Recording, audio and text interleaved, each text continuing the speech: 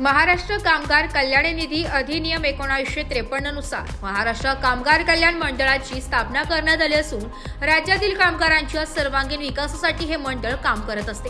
या मंडळामध्ये कामगार, मालक, शासन अशी त्रिपक्षीय वर्गणीदार असतात। जमा झालेल्या वर्गणीतून राज्यातील बँका, दुकाने, कंपन्या, कारखाने, वर्कशॉप, हॉटेल्स, उपहारगृह, हॉस्पिटल, ट्रान्सपोर्ट, टुरिस्ट कंपन्या तसेच केंद्र व राज्य शासनाने अंगीकृत असलेले सर्व उद्योगातील काम करणारे नियमित कंत्राटी, कुशल, अर्धकुशल, अकुशल कामगार कर्मचाऱ्यांना मंडळाच्या कल्याणकारी योजनांचा लाभ घेण्यासाठी पाठपुरावा करता येतो। या मंडळाकडे नोंदणी झाल्यानंतर कामगार कर्मचारी व त्यांच्या कुटुंबियांसाठी सर्वसाधारण शिष्यवृत्ती, उच्च शिक्षण शिष्यवृत्ती, क्रीडा शिष्यवृत्ती, पाठ्यपुस्तक, अर्थसहाय्य, MSCC, IT,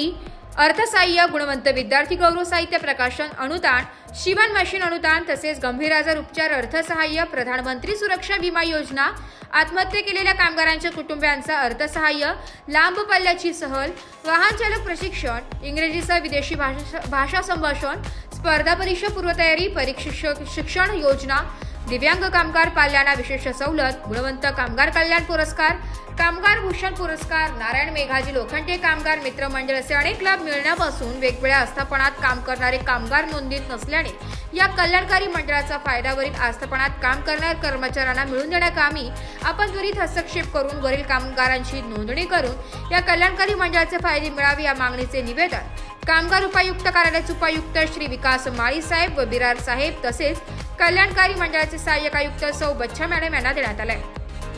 यावेळी C2चे जिल्हाध्यक्ष comrade Sitaram Thombare, general secretary comrade Devidas Adole, secretary comrade Tukaram Sonje, comrade Satish Khairnar, comrade Arvind Shahapure, comrade Gautam Kongale यांच्या उपस्थितीत निवेदन देऊन सखोल चर्चा करण्यात आली। शेवटी शिष्टमंडळाने सांगितले की कामगार कल्याण मंडळाचे आयुक्त श्री रविराज इळवे साहेबांना देखील मुंबईचा भेट घेणार आहोत असेही चर्चे प्रसंगी सांगितले। ब्युरो रिपोर्ट, नाशिक लोकशाही न्यूज, नाशिक।